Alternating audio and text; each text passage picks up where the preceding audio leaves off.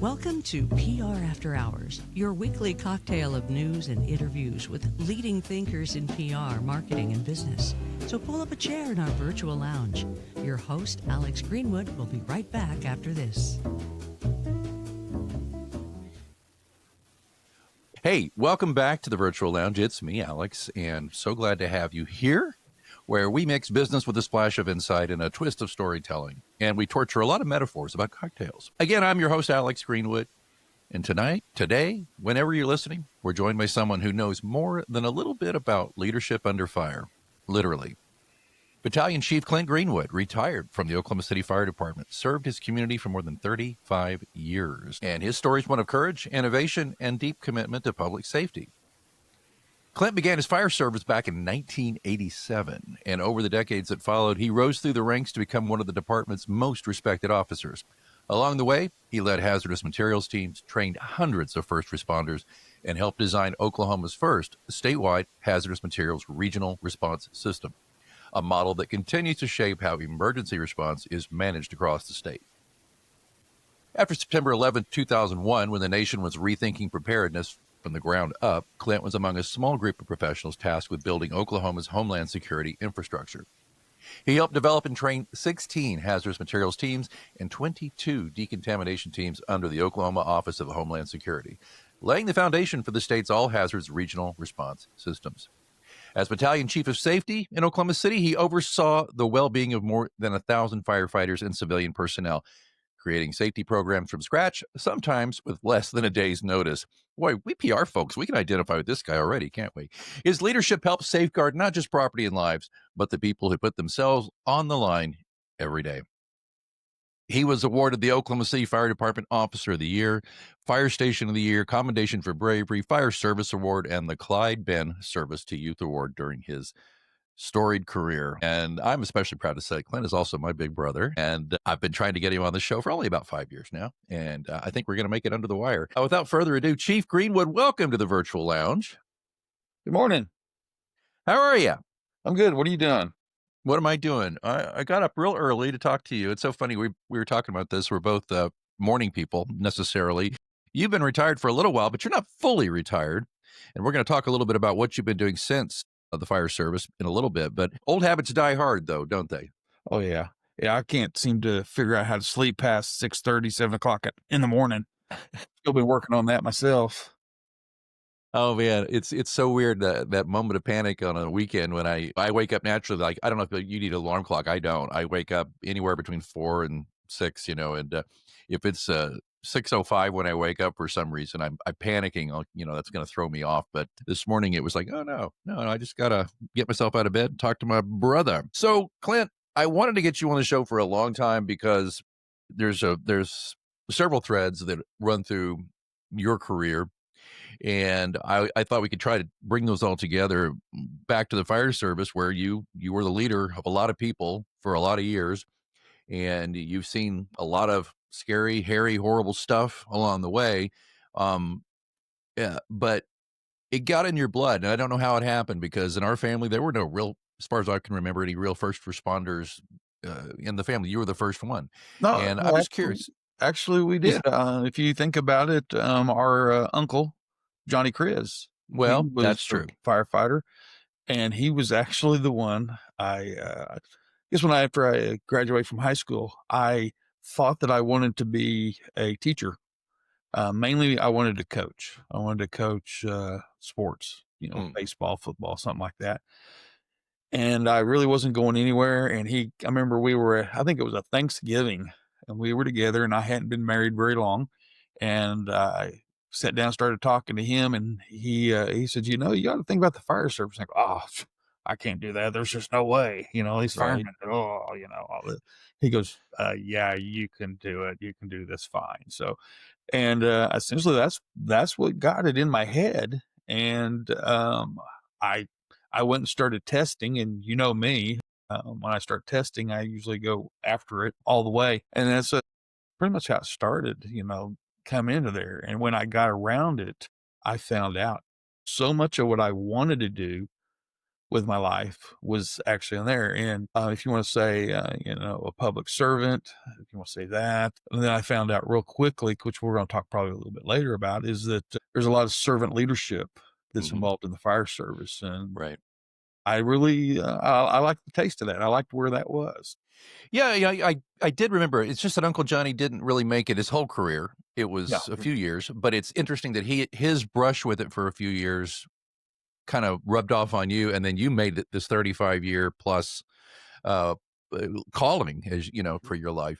And it's just so interesting because you grow up like you and I. We were the first two kids out of four in our family. You and I were fast friends as kids, and then you get a little older, and we torture each other one way or another, and we kind of get away and go off in our own directions, but then we come back around like we have in the past few years, and it's been really a blessing to have you back in my life as not just my brother but as a friend. But I don't want to embarrass you too much, but I get to do it because it's my show. But I've always been super proud of you. I've heard so many stories about things that you won't even tell me, but your wife will tell me. Oh my gosh, you risk your life. You had some serious brushes with danger. You save people's lives, and it's a magnificent thing to know that about you. And you're so unassuming about that, and you don't like to talk about yourself very much, but it's really something I'm really proud of. So I just wanted to say that, and then I wanted to ask you a few more questions, though, a little bit about the fire service, and ask you.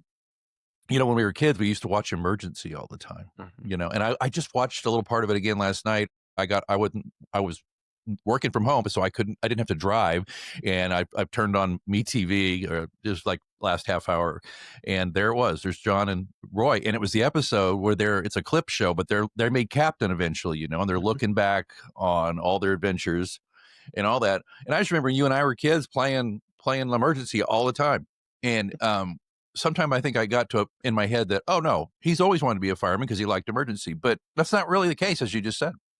Yeah, I always put them up on a pedestal when I watched that show, and I thought these guys are just so smart. It's always funny that you talk to a lot of people, and I don't know how to say it. I'm just going to say it, but a lot of people would start looking at, they always look at Johnny and Roy, the paramedics, the main firefighters on the deal. And it was always interesting enough is that they hear everybody that had such a great influence on them. I think that for me, yeah, they had a great influence and got me into that. But then, I think I've told you before, I said, if there was anybody I ever wanted to be like, emulate was Captain Stanley, the captain of the deal. Right. Because every incident he was on, he had the answer. He knew what to do. It's like there was hardly any thinking, and every once in a while he would look at one of the guys and goes, "What do you think?"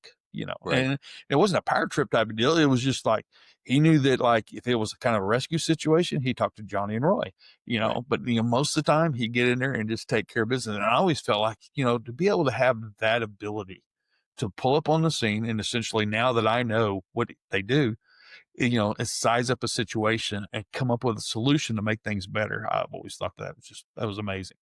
Yeah, and Hank Stanley, he never seemed to lose his cool. He just, and you just see it all the time because you're right. He'll size it up. He's the incident commander, scene commander. Yeah. What is it? Is that when they roll if he up? was the first in, he was usually the incident commander. Yes. So he just looked around and he said, Johnny, Roy, I need you over here, or Marco, get on that. Chet, I need you to get on that. And it's just really, you're right. And when I talk about crisis communications and my role in that, of course, we have to do all the FEMA training, just like you guys do for incidents and for crisis management in general, just so we learn our role within that. And I work with so many folks like you who are it's just second nature to roll up, eye the situation, and just get into action really, really quickly.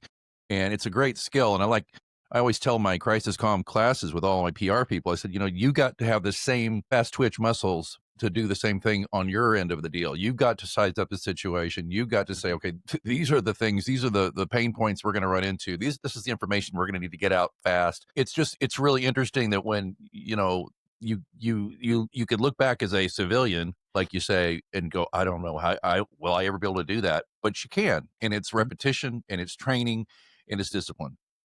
And so you started in the fire service, and you worked your way up through the ranks. And I remember many a time talking to you, like when you're going to take the sergeant's exam and you're like, I don't, you really did. You said this. I remember saying this to you. I was like, man, one of these days you'll make chief. And you're like, I don't know. I don't even know if I'll make the sergeant's exam. I hope I can pass the driver's exam. I don't know if I can do any of that, and I'm just like, come on, man. And look, you ended up doing it. I know we don't have forever, so I don't want to belabor it, but I wanted to ask you one more thing, though, about the fire service in general, though, about leadership. And I know because, you told me a lot about your former commanders. And also I had the honor and pleasure of seeing them at, a sad occasion at our dad's service.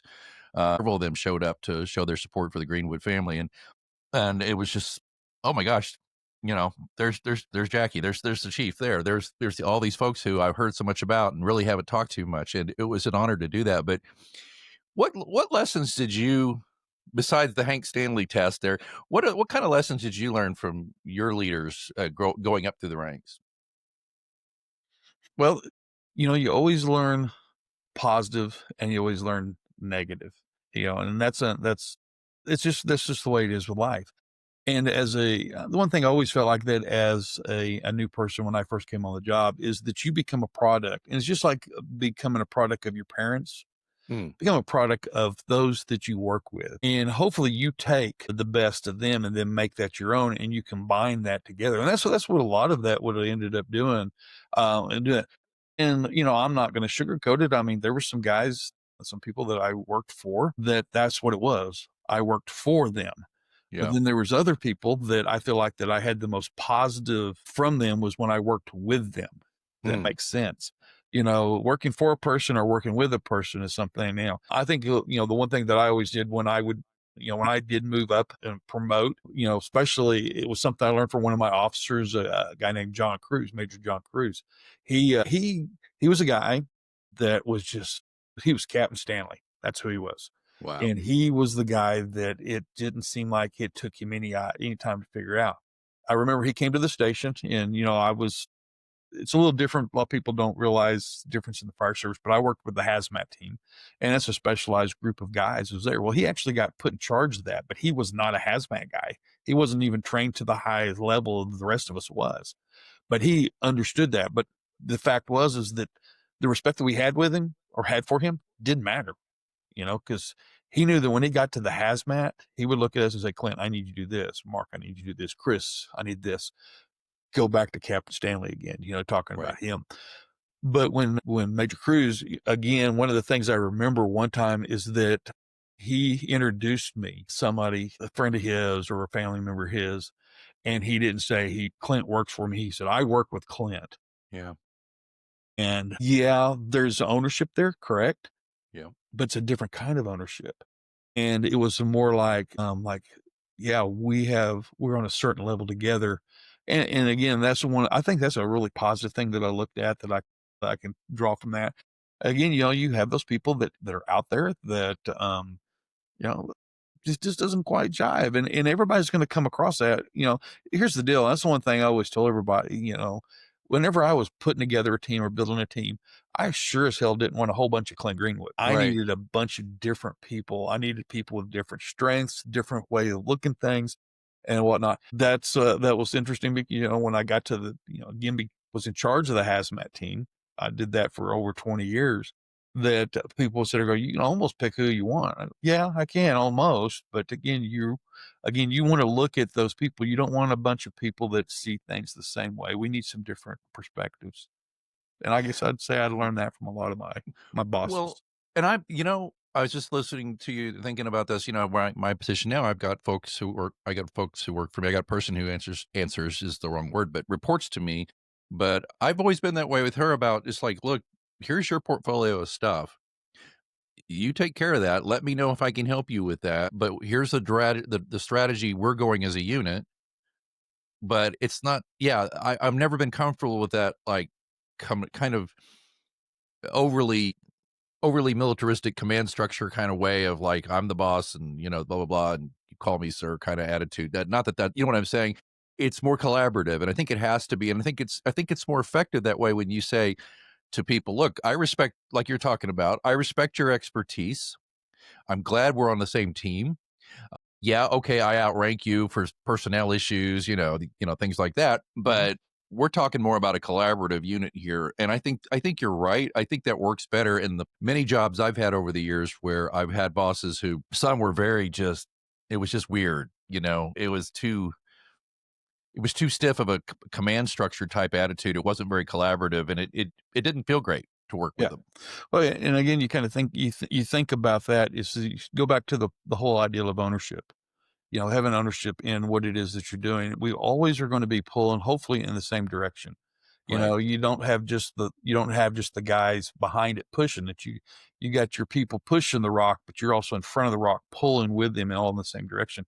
And right. again, when you have that person and that supervisor, that boss, whatever you want to call them, that who the boss is, but when you have that respect for them and the way that they treat you, obviously everybody goes and does a whole heck of a lot more for them.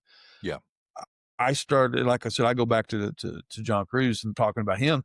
He's one of those guys that are out there that really did a lot as far as I think shaping me. But I could sit here and I could list off a bunch of them. You mentioned Jackie Edmondson, Jackie's close personal friend. I worked for him when he was as a chief officer. I worked with him on our day off job together. So I got to know him. So yeah, he was my boss, but he was also a very close friend. Whereas I could say that Major Cruz, okay, we work together, we're friends, but it wasn't one of those deals where, okay, hey, let's go eat dinner together. But Jackie, it would be. Yeah. And we have a lot of guys, I've had a lot of guys that would be like that. So you have the different types of bosses that are out there. And again, you try to take the best part of all of them and make them your own. You ever seen that little cartoon or picture, when it talks about a parent or father and a kid taking the little boxes out of themselves to build their kid, you know? No, I don't think I Yeah, have. it's one of those deals I always think about that to me. It's like you're taking those best pieces of you to build, build your kid or build Right. the people that work with you. It's interesting you mentioned that because I was going to mention the fact that speaking of your kids, they've followed you in your footsteps to a large degree, one way or another. You've got 3 boys, and one of them is a leader, a police officer, right? He's a lieutenant, I don't know if you call him watch commander, shift commander, but yeah. Yeah. Mhm. Yeah, you got another who is in the medical field, Yep, doing great yep, things he's a nurse there. now. You got another one who's done some volunteer first responder work, and he's Mhm. an entrepreneur, and he's Oh, just yeah.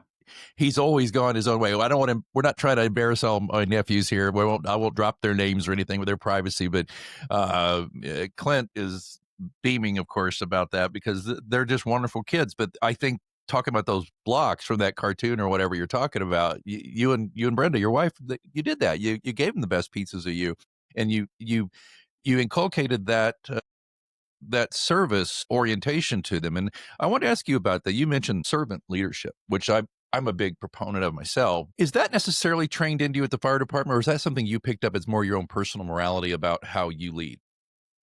Well, again, I think I'd have to go back to the other leaders that I was around, I was exposed to, and I was picked up to a certain amount. I'll be honest, there was a point that I was doing this and I didn't know that's what it was called. My Yeah, perception, the way I felt that things should be done. Again, again, I didn't even know that was called. I remember going to a leadership seminar of some sort, and somebody made the comment about servant leadership, and I'm like, "What the hell's that? What are right, you talking about there?" And then they started going through it, and I go, "Okay, that's not anything new, type of deal." right. But that was one deal, and I'll be honest. I mean, it sounds funny now because if I say, well, it feels like it's been about 20, 25 years, and that sounds like a long time to a lot of people, but it's not to me because again, that was, you started seeing that type of deal. But again, going back to that, you talked about seeing Jackie at dad's funeral. That's servant leadership. It really is. I mean, he came up, he put his arm around me. He said hello to you. He said hello to Brenda, and there was a couple other guys, great friends of mine, Chris Wright, Kurt Yeah. Driscoll, Oh, yeah. There was a couple guys that I did not expect them to be there. And I think you and I were talking about some things and, I was ready for Curtis. I was ready for Chris. I was ready for Jackie, type of deal. Right. And then a couple other guys walked in. I wasn't ready for it. And I was just like, oh my gosh, I was losing it, you Yeah. know, kind of surprised me type of deal. But again, it goes back to that. They didn't have to be there, Yeah. you know? But that was just where they're at. Whether, I would say it's just because of the kind of people they are and Yeah. what they are. But again, that servant leadership works both ways. Well, and I'm like you, I didn't know what it was, but I knew that, but now I realize that's what I've basically done myself. And, you running my own business or just the various places I've worked and the boards I've served on, the volunteer work I've done. It's, you get what you give. And I think that these men that you're talking about who inspired you are now doing that for them. I'm pretty sure that your grandson has completed a lot of his firefighter Yeah. training. Is that correct? Yeah. And did you not speak at his commencement? I spoke at his graduation from his fire academy. He attended the local fire academy here in Oklahoma City, and he completed Yeah. that up. Now he's taking his EMT now, and we've been sitting down having serious conversations. He's wanting to go get his certification to be a fire service instructor. Oh my gosh. So he's moving forward. I wished I had as much on the ball back when I was 19, that he has. I mean, he's far Dude, and exceeded anything that I did at that age. Heck, at young 19, I was still trying to figure out, yeah, I know what I you were. wanted to do. You know, I was trying to figure out how do I get to Friday night and have the weekend back into. So, you know, You know, I didn't he I didn't get on the job until I was just 20, 21 years old, and like I said, he's way ahead of what I would be. He's one of the most mature people I know, and I can say that about people all the way up uh, into their 60s like me.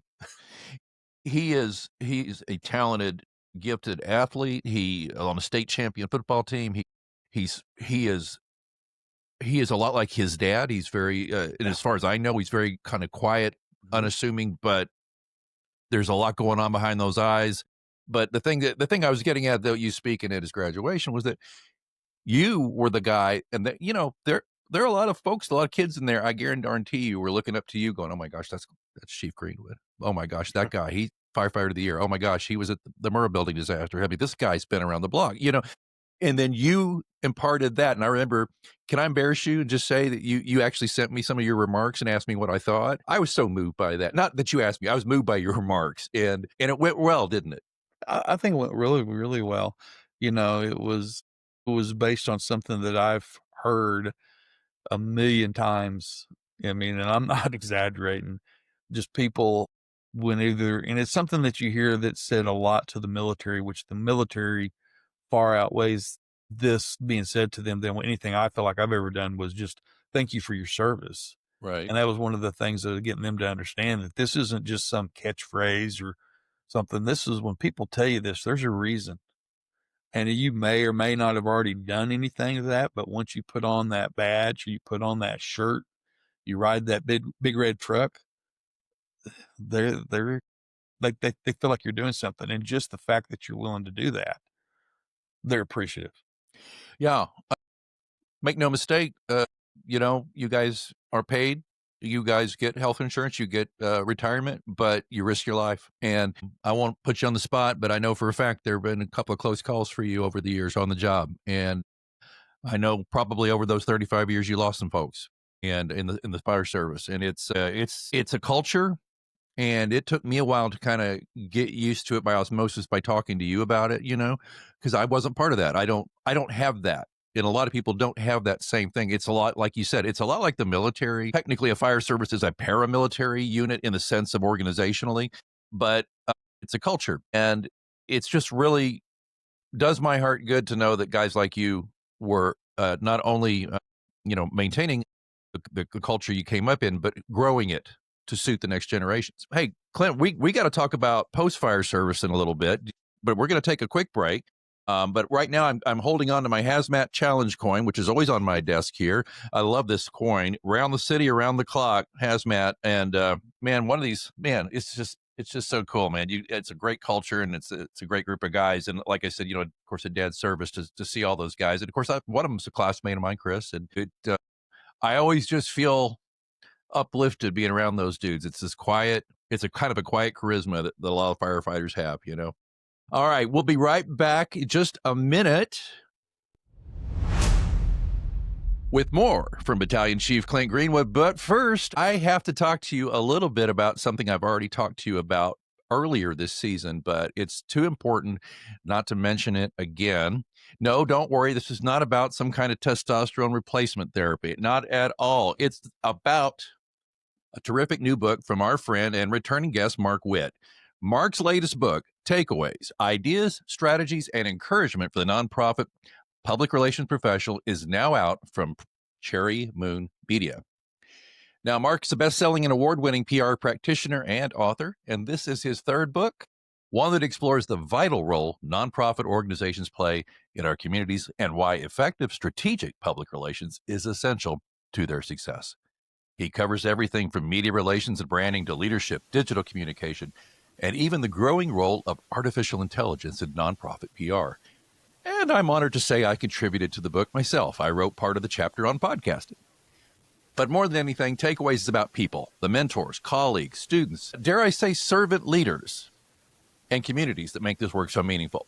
It's written in Mark's trademark conversational style that inspires, encourages, and reminds us why we do what we do. If you work in nonprofit PR or honestly any kind of communications, this one belongs on your shelf. Get your copy of Takeaways today, Amazon or wherever you buy books, and there will be a link in the darn show notes to get Takeaways by Mark Witt, my good friend. And we are back with Battalion Chief, retired Clint Greenwood. Clint, you know, we've talked just barely scratched the surface talking about your fire service career, but you what did you put in? 35 years? Is that right? Yep. A little more than 35. And then allegedly you retired, but that's really not what happened, is it? Tell us what happened after that. We don't want to talk to Brenda about that. You know, that gets me into. Then all my buddies that retired, and they told me, don't you know what it means to retire? And I go, yeah, don't go to the fire station? Is that's what I thought retirement was. I just don't go back to my fire station. And so I retired then, right? Isn't that the way it works? So no, I got to keep moving. I got to keep the brain moving. I don't want to let it turn any more to mush than it already has. Well, what did you do then? Let me guess. You probably taught. You probably continued to consult on hazardous materials and such. Tell us a little bit about what you did. What was your journey once you took the gold watch? Well, I went and I actually went and worked for most all of my career. I was an instructor in the fire service, so over almost actually now it's more than 35 years. And I worked for the local college here that does a lot of the fire training here, and then I became a full-time employee for about a year and a half there. And I was a program manager. I was over several programs at the college here in Oklahoma, and I started realizing it just wasn't what I was wanting to do. When you're the program manager, the word manage is in there, and manage just wasn't what I was looking for. To me, you manage things. I would much rather lead, because you lead people, you manage things. So I had a good long look at it. It wasn't me. I missed the classroom deeply, mainly because that was my actual, that's how I got back to the fire service, if you will. Closer I was going through there and I was doing the instruction there. I ended up leaving there, and I had thought about opening back up my company, which I'd had for about 7 years. I was doing training and consulting for them, or for myself, for different people. And then I started thinking, you know what? When you got to, and you know this, you got to develop the programs, you got to sell the programs, you got to teach the programs, you got to arrange the flights for the programs, you got to, travel in the hotel. And I was like, I just want to teach class. I just want to instruct. That's what I wanted to get back to the classroom. Well, I completely forgot that I had somebody that it was an acquaintance. We weren't close by any means. We professionally knew each other. And I'm gonna go ahead and drop his name, two guys' names, if that's all right. One's name's Toby Frost, and the other one is Gary Sharp. Two, in my opinion, two of the most brilliant hazmat guys I've been across, because he reached out to me, and I had forgot that I had some time back, I guess about the time I was retiring, I gave him my resume, and it was a year and a half later, and they had made some changes. All of a sudden, Toby reaches out to me and says, "Hey, Gary and I'd like to talk to you about doing some classes with us." And I'm thinking, "Oh, okay. Yeah. All right. It's fantastic. And I'd been in their classes and they'd been in my classes type of deal. So they called me, we did a Zoom here, we're on here online and we're doing this and we get to talking and stuff. And they said, "Are you interested?" And I go, "Yeah, I am. All I got to do is teach class, right?" But yep. And that sounds bad to some people, but hey, when you get to a certain point, that's one thing I tell anybody that's getting close to retirement or does retire. When you do, you need to do something you love to do. I can Right. only fish so much. Oh, by the way, I don't fish. I can only play so much golf. Oh, by the way, I don't golf. I can do my hobby was the fire service and instructing. So that's what I love to do. So I'm working with them. I've been working with them for over a year and a half, and it's been great. I've been traveling the United States. We're actually I hadn't told you this, but they hit me up the other day, and I don't know if Brenda go for it, but they wanted me to go to Poland and do some classes. And I'm like, Holy cow. well, some things are going on there. I might want to wait till that calms down there. But so Yeah. we're bridging out. So we're doing some stuff, but doing a lot of that. And I'm doing some consulting for another company. Essentially, they provide the type of equipment that they use for disinfecting, decontamination of clothing and equipment that you can actually have at the fire station. So I've been doing that with them also and kind of working on some stuff. Kind of working on some stuff. Yeah. It's Well, then I got a little bit here in Oklahoma City. Well, it's so funny. By the way, I get this all the time. I work a pretty heavy week at the university, but I still do pods and I write and I do anyway, blah, blah, blah. But I have people say, how do you do that? And I don't know how to do anything else. I have two gears. One of them's sleeping. The other one's fifth. And I think you and I isn't this funny to say? You ready for this? I'm comparing myself to you. You're like, dude, don't even try it. But I'm going to. We are very much alike in that way. We cannot sit still. Yeah. What is that? What is that? I mean, I think it's just one of those. It's just, and it sounds bad. I just don't know. Again, it goes back to, I'm just going to say it. I don't know how to say it. Is that, I mean, I don't want to say anything about our parents, but Dad did work a lot. He did. And, I mean, he provided for us. He made some incredible sacrifices for us. And, but then when he didn't have his work, yeah, it wasn't, and I think we're that way.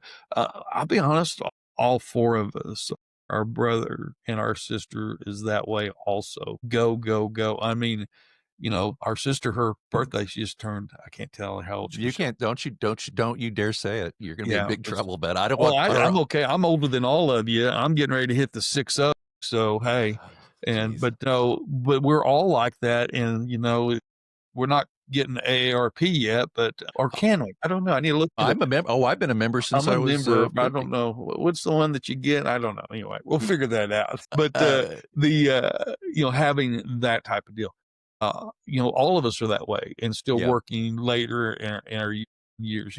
Granted, none of us are get Social Security yet, but right. I'm 2 years away, so I'm like, so I guess you probably could. Yeah.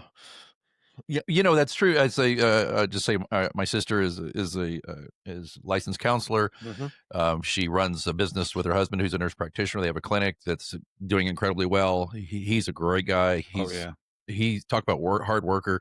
Our brother is, he's probably got a net worth that dwarfs all of us put together because he's such a hardworking corporate executive. And like you said, our dad. Here's the thing about Dad. I'll say this. Dad did sacrifice tremendously, and he worked a factory job that he did not love. He had other dreams for his life, but he got thrown a few curves like we all do. But you know what he did do? He coached ball for you and for our sister. He did his best to try to dip into all of our lives when we were growing up and help out or encourage. And that's a lot. That is a lot to do for 4 kids. And our mother, she kind of middle-aged, decided to be a nurse, and she went out and did it. So, I would say they were industrious, and we got that industriousness from them. But I think, to your point too, we did see our dad maybe when he had to retire a little earlier than he wanted to because of medical. And I think he missed that structure he'd had his whole life. And I think if I might say, this sounds like a dramatic word, but it's kind of terrifying for you and me to be like going, okay, I can't Mhm. I don't want that. I want to, if there's not a structure provided for me, I will make one. Yeah. Yeah, and I know that's for me. I mean, you said a couple times of the fire service paramilitary. I've had to have that. Before that, I look at the days in my life that I feel like were it's a low point. I don't know, but so I get out of high school and I don't have, played sports. Football, Yeah. wrestling, baseball. I had that structure. And there for almost 2 years, I'm just kind of kicking around. That's Mhm. it. I mean, I'm Right. in a dead end job. I'm not doing anything. Thank God I met my wife because she kind of Yes. put me in the, what, and got me moving forward. But then Yep. I got into that. And when I retired, I retired on June 30th, and then July 1, I started it at that college and Right. just continued that. I mean, I didn't have it. I have a retirement. And even when I left them, and I picked right up with Hazard 3, and that's where I'm at. And again, you start thinking about that, but go back to Dad. You said something, and all of a sudden it jumped in my head is that we were talking about servant leadership. Hmm. Wouldn't you kind of see that how Dad did things, that was a servant leadership? Absolutely. He led the family, but he took care of us, Hmm. and he gave us the tools. I can think at times, part of servant leadership is letting us make our own mistakes and learn from them. And Boy, it's howdy did he. difficult. Yeah, and as difficult as that can be, trying to do that with our own kids, trying to, kind of working through that type of stuff. Well, and I'm a, I don't know if you know, but I've got like the greatest daughter in the world. I can say that because you don't have a daughter, so I can say that. And you'll have to agree with me. Yes, thank you. And Yes. she, her mother and I have not, contrary to what people might think, we have not helicoptered her. We have let her make her mistakes. We let her make her choices. And she's so different than us. She's a jock. She's like you and our sister, very talented athlete. Uh, and she's seen some stuff in a young life. She's lost people, and too soon for somebody her age. And she's grown, it's grown her up in a lot of ways. But the thing I've had to realize is, when she lost a friend in an accident, I could not take that pain off of her. Mhm. And actually, to quote one of our fictional heroes, I need my pain. Yeah. We do. And I think parents, It makes me who I am. makes you who you are. Did I turn left when I should have turned right? That kind of thing. Sure. Did I make mistakes? Absolutely. But I think a parent who wants to prepare their child for the day when we're gone has to let them make the mistakes. And I tell this to parents. I was on a show for dads recently. It's coming out soon, I believe. And we talked about how you let them make mistakes while you're around. And if it's really a bad situation, you're there to help pick up the pieces with them, because there's going to be a day when you're not going to be there. Mhm. And we lost our dad, and we now know that, right? Oh, yeah.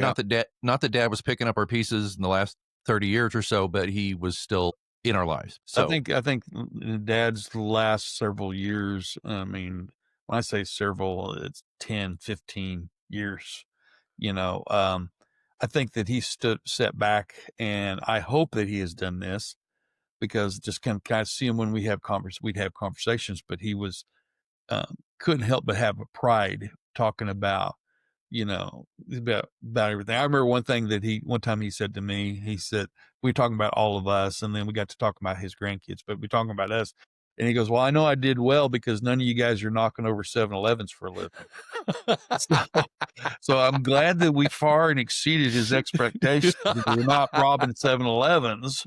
I have to say the same thing about my three boys, because I mean, my youngest son, we talked about the one that's the law enforcement. We used to joke about, where's he at? Oh, he's out in the front yard flipping cars around, because he's his so little big. car move, thunk, type deal.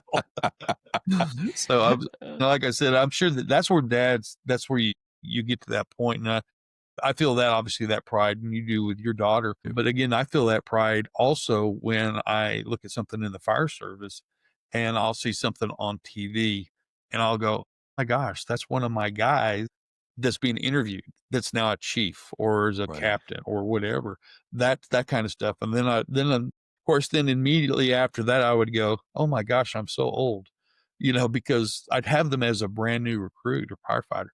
Right. There was I had some things happen to me right before I retired, was that I would have somebody come through Recruit Academy whose dad was on the job, Yeah. and I had taught them in their recruit academy. Oh my gosh.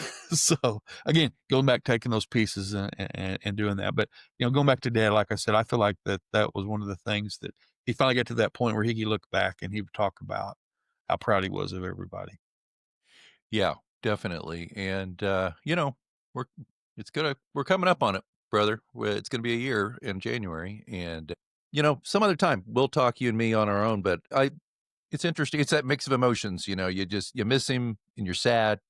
But I'll just say this: he talks to me. I don't mean it like he's really talking, but I hear his voice. Certain things trigger a memory, and I can still hear him saying certain things to me. And I also can remember that with people, talk about servant leadership again, with people who I've worked with and for, who really made an important impact on me. I can still hear them as well. And that's the key. That's the key. They make an impression, and you've made an impression. My gosh, man, you have made such an impression. When I think of Clint, when I just think, let alone, like you mentioned, all these firefighters that you've trained, and not even just, I mean, think about all over the country, where you're flying all over the country training people. Think of all those lives you have touched.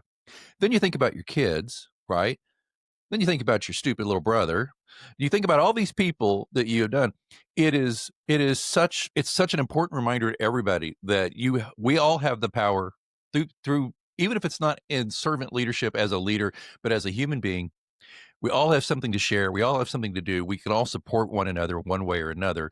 That's how the fire service works. I mean, you kind of already said this without saying it. I mean, yeah, there's a command structure, but to each his or her gifts that you bring to the table, you're saving lives. And Lord, we didn't even talk about how many lives you have saved. And I'm not going to embarrass you, but I know for a fact you saved people's life. That's got to be an awesome feeling. And the reason I'm mentioning this to you is because you're talking about, I hope Dad looked back towards the end of his life and realized, hey, I did all right. I did all right. Alexander F. Greenwood, I did all right. So I want to ask you that. Seems like you're going to be able to look back just fine yourself. Not now. I know you're still young, but eventually. Not too bad for a bunch of dumb kids from Del City, huh? Oh, it's amazing. Del City, Oklahoma. Hey, brother, I know we're running on time here. I want to ask you though, I got a couple more questions if that's all right. What do you miss about the job that, now that you're off the job, what do you miss the most? The guys. And when I say guys, the guys and gals, but guys, I Right. miss them. I mean, but I miss that camaraderie. I miss that. I mean, I don't miss the making 5, 6, 7 incidents after 1:00 in the morning, type of deal, and not getting any Yikes. rest at all. Right. Because we only work 24-hour shifts. But then again, I miss making that rip roaring fire at 3:00 in the morning that takes us all the way to shift change. We don't have to pick up anything. The shift coming on has to pick up our mess. All we did was go and fight fire and go, type of deal. Made a good fire, that type of deal. I miss the smoke. I miss the smell of the smoke. And you shouldn't say that because everybody wants to start out, oh my gosh, he smelled the smoke. You know what I mean? It's just Yeah. that atmosphere, I miss being it's, when it was freezing cold outside and the icicles, Right. Of course, I didn't have all of this, a mustache, but yeah, that kind of stuff. That's the stuff that I miss. I miss the most, when it comes to it. And the thing is now when I go back, and I've been retired now for about 3 years, I can go back to the fire stations and I might know one person. Oh, wow. That's how Really? much of a change there's been. But Good yeah. Lord. Good Lord. Yeah. So And you're, I gotta go find the guys that's retired, and that's yeah. actually more difficult than you would believe. Is that right? Yeah, Some of them just go, they they just go their go as own way. far. Yeah. There's some guys that, I was that weird one that I didn't wanna retire, but Right. most guys, when they're done, and they don't want anything to remind them. And I can understand that because you get reminded of what you've lost, and it's like we're talking about dad, we get reminded we've lost dad. It's the same thing, and you can't ever get it back now that it's gone.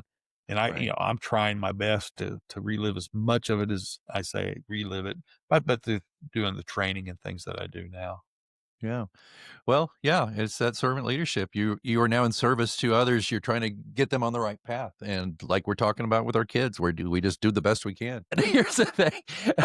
Let's that I'm a crisis communications dude and have been for a long year, certified and all that stuff. And I'll just be honest. There are times when I've contacted you when we're maybe potentially in a situation just to get your take on incident command and a few questions. What advice would you give people out there who are in crisis communications or PR people who might be pulled into that role, whether they like it or not, on how to work with first responders? Know your audience. That sounds familiar. Yeah, you guys already do that. Thing is, you got to realize that first responders are a different breed, all the way from the way that we look at things, all the way to our humor. And you've had some of that, seen some of that humor. Yes. That deal. Most all of your first responders, it's not about them. It's Yep. just not. It's about the situation. When you talk to them about different deals, it's this is the job. This is what I do. You know, call drops. This is what I'm going to go do. But get to know them before the incident, because if they don't know you, they're suspicious. They're always going to be suspicious. I always tell people, and it's the same thing, and I can take it from this side in my side of the house, is whenever I'll use the term pre-plan. Pre-plan an incident before it happens, and that means go and visit these people. I would talk to, because remember I said when I had my own company, I worked a lot with the industry. And one Yeah. of the things that the people in the industry would always sit there and goes, well, I try to get the first responders to show up. And I said, do you really? Yeah. And they said, yeah, I can't get them to get there. And I said, you do realize there's probably going to be in the fire service, there's at least 3 different groups of them that you're going to have out.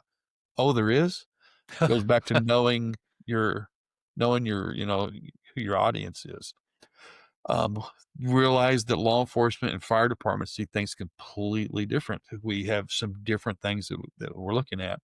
Again, back to just trying to get in to meet with them. I'm not saying that the PR people should do this, but I always told the people in the industry, if you want them to visit, if you feed them, they will come, So Right. again, Yeah. kind of knowing your audience once again. But go and meet with them and talk to them, because I'll be honest, whenever I would be on the hazmat team, and if I went to a place that I had never been to really or got to see, and I pull up on the scene, and I always tell people, I say, you pull up on the scene and you see windsocks and it's not an airport. In other words, there's a reason why they got windsocks. And like, everybody needs to know which way the wind's blowing when they get there. There's something really, really bad there. But if they're not willing to talk to us, they're going to be suspicious. I bet you a lot of the PR folks that you talk to, or PIOs, talking to the PIOs of these different companies. And when you're talking as like a reporter or something to them, if you don't have a relationship with them, they're not going to be as forthcoming, probably. No. They're going to No. be suspicious, like you're trying to get them. And that's Right. why most firefighters, they feel, most emergency responders, they feel that reporters are going to make them look stupid, and it's going to be out there forever. And they just don't want to look stupid. Right. You believe it or not, that's one of the most nerve-wracking things, is for a firefighter to get up there or law enforcement to get up there and speak in front of cameras, because they don't know what you're going to say or ask. And that is so counterintuitive to most people, civilians. We'll call ourselves civilians, who are just like, these guys and gals are just, they got badges, and cops have guns and all that. But yeah, I cannot tell you how many first responders I have trained to be spokespersons who have told me privately, once we got one-on-one, I'm scared to death. And I'm like, you? And they're like, yeah, don't tell anybody, but I'm scared to death, and you got to help me get through this. It's amazing. You realize, it's again, just is there going to be that perception of, what they're going to do, because we're speaking for our agency. We are now the face of our agency at that time period. You and I have had a couple of conversations with some of my interviews, and some have gone amazing. And then I Right. can think of 1 or 2 that was just not quite right, because I didn't have all the story. Right. But again, go and meet with them is the first thing. You and I had the discussion of what, some of the challenges that you've met in a couple of your positions, and, you went and did it, and hopefully things worked out really fine when you did it. So, Yeah. but again, just go and meet them before the incident happens, and let them get to know you. Because if you can give them that warm and fuzzies, the comfort around them, hey, this guy's not out to gotcha. They're here to do a job and try to do the best, make us look as good as possible. Right. And that's something I've had to get across too. As I said, most reporters are not out to get you. I always tell them, reporters, they don't know what they don't know. And they're just trying to get information. And a lot of reporters, though, their means of asking a question can grate on people a little because they feel like you're, but you just got to understand they got a job to do. I always tell this to folks who are like, we should ignore the reporters. I'm like, there is one profession that is enshrined in the Constitution of these United States, and that is the fourth estate. That is the news media. Yeah. And you do not ignore the news media. I make that very clear. Well, now, do you answer every question right when they pose it? Maybe you don't. But the idea of just treating them as if they're not important or not necessary, that's at your peril, because they are also there to do what? Inform the public of what's going on. And you know what? If you cooperate with them, it's going to do a lot better than if you don't cooperate. Yeah. Oh, yeah. Most definitely. That's one of the things that I have to do in the Oklahoma City Fire Department. We've been very fortunate that, at least in my 30-something years, 35 plus years of experience in the fire service around our public information officers, we've had 3 or 4 extremely Yeah. just great ones that are out there. I dropped some names here. John Hanson, obviously, during the Murrah bombing. I mean, he became the face of our department, which, you know what, that's the PIO supposed to be. Right. Yeah, we've got a fire chief, but this is the one and that's interesting because everybody thought he was the fire chief. Well, he wasn't. He was the PIO. Another good close friend of mine, Benny Fulkerson, who he and I were chiefs together, and we worked downtown. Another guy, he actually resurrected social media and everything with the fire department and created our brand for the department, because it got to the point where we just didn't have anything going on. And then the one that we have now, that I'm very proud of him. This was another one of the guys I was saying about, is a guy named Scott Douglas, and he's doing an amazing job. He took over for Benny, and he's made it his own. And again, just moving forward. But again, all I can say is just relationships. I mean, it sounds like it's kind of crazy, and I know there's hundreds of reporters out there, versus the 1 or 2 PIOs that you might be working with of each place. But again, that's just a good starting point. I always try to ask the question. First question I learned real quick was, "Are we live or not? We're going to be live or not?" Right. Type of deal. Right. And then Right. if they were going to ask me questions, what questions are you going to ask me if it was a one-on-one? If I only did a couple where I had a group of them, and I'll be honest, that was the one that was the most nerve-wracking for me. It was worse than me right now doing this and trying to figure out where I'm supposed to be looking. Okay, which camera am I looking at? Who am I talking to? And so on and so forth. And when you don't have that, when you got the one-on-one, it was a little bit easier. But when you had that group, well, then you don't know what they're doing. Right. I can think of a couple of times that I had 2, maybe 3. And I remember one of them, it seemed like they kept asking the same exact question, but just a little differently. They were trying to Right. get a certain answer.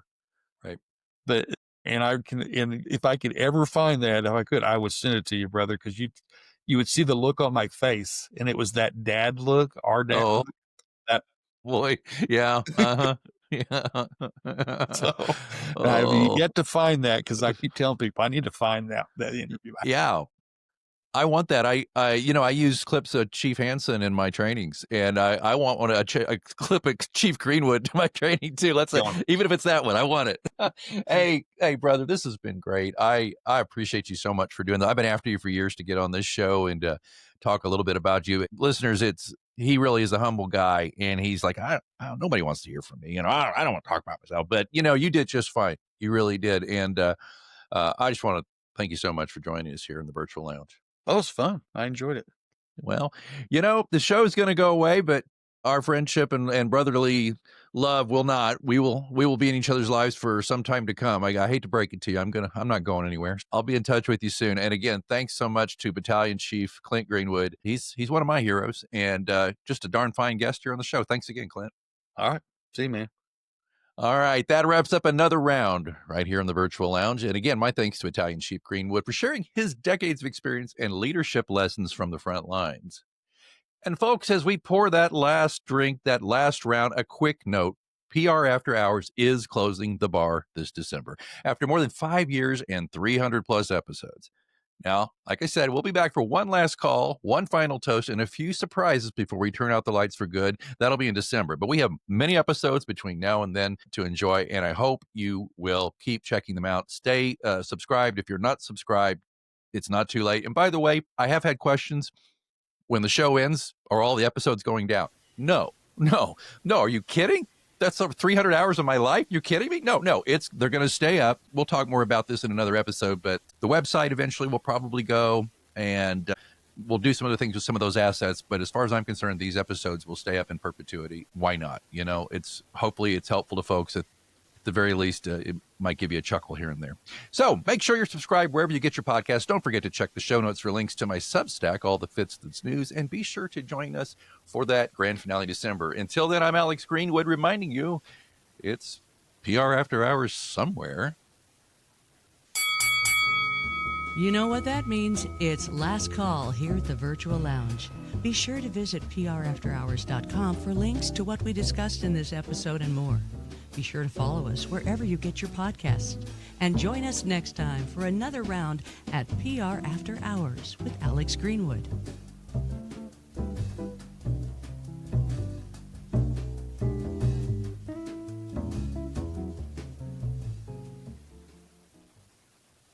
Powered by Riverside FM.